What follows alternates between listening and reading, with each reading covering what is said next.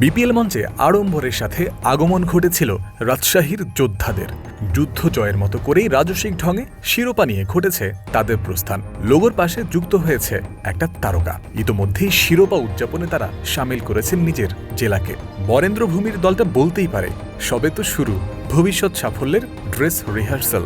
আগামী 6 মাসের মধ্যেই আবারও রাজশাহীর নামতে হতে পারে বিশ্ব আসরে, আবারও শিরোপা অন্বেষণে। গ্লোবাল সুপার লিগ জিএসএল এর তৃতীয় আসরে তাদের খেলার সম্ভাবনা তো উড়িয়ে দেয়া যায় না।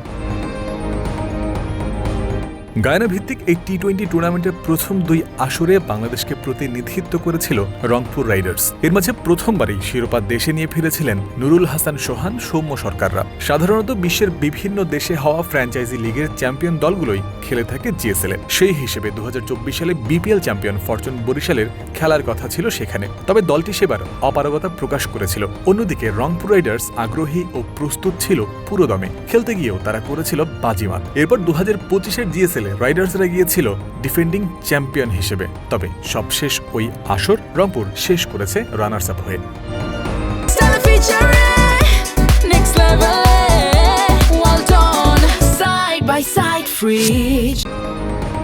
জিএসএল কর্তৃপক্ষ সাধারণত একটি দেশের ঘরোয়া টি-20 লিগের চ্যাম্পিয়ন দলকেই চেয়ে থাকে। সেই হিসেবে আপকামিং এডিশনে রাজশাহী ওয়ারিয়র্সের খেলার সম্ভাবনা বেশ জোরালো বলা যায়। তবে রংপুর যে গত 2 আসরের ফাইনাল খেলা দল, সে কথাও রাখতে হবে মাথায়।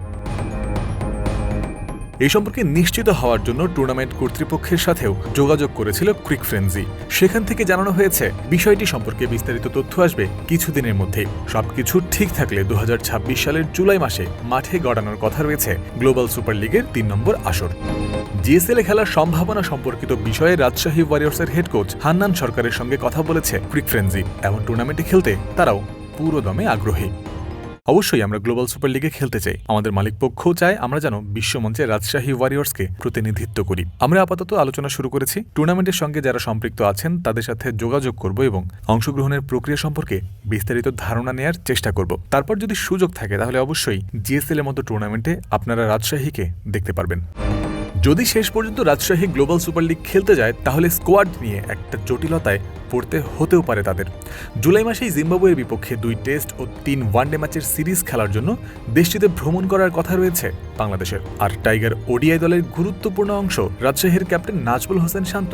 টেস্টে তো তিনি আছেন অধিনায়ক হিসেবেই, অন্যদিকে টেস্ট দলের আরেক সদস্য মুশফিকুর রহিমও ওয়ারিয়র্সের ভাইটাল পার্ট। তাই জিএসএল খেলা চূড়ান্ত হলেও শান্ত বা মুশফিকের মতো ক্রিকেটারকে না পাওয়ার ভাবনা কিছুটা হলেও বিপাকে ফেলতে পারে রাজশাহীর ম্যানেজমেন্টকে।